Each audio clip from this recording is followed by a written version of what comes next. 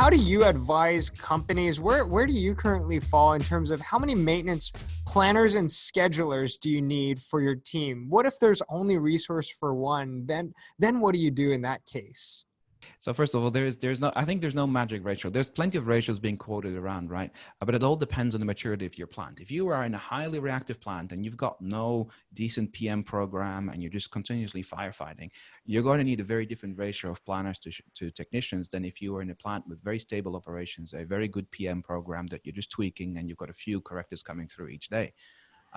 So the ratio could be 1 to 20 or 1 to 30. So 20 or 30 technicians to a planner. If you have a stable plant with a very good PM build set up and everything else.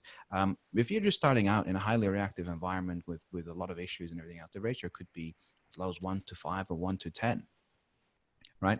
But the one thing I always kind of say to people, I say, you got to approach it also a little bit different. You got to see your planners and schedulers as the whole implementation really of planning and scheduling as an investment that you're making.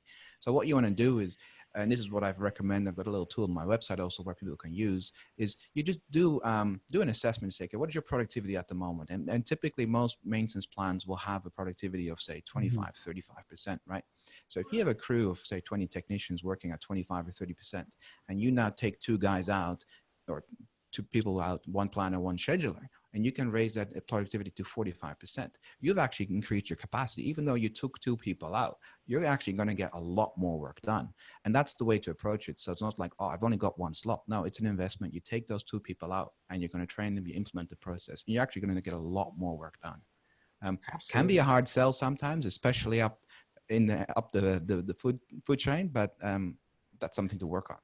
Yeah, absolutely. I think so many of our customers have seen the great impact that better planning and scheduling have made on the bottom line for their business. Yeah. And also it's a big culture win too, right? Like always firefighting is tough on the team, right? Absolutely.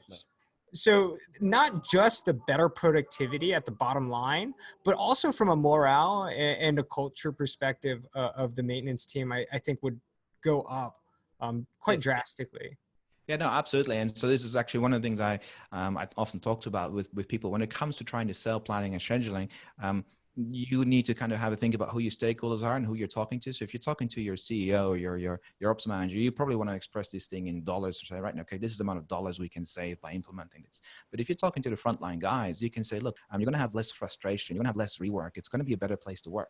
And that's the kind of arguments and the reasons to implement planning and scheduling that sells to the frontline guys, because it makes their life, their day-to-day work better.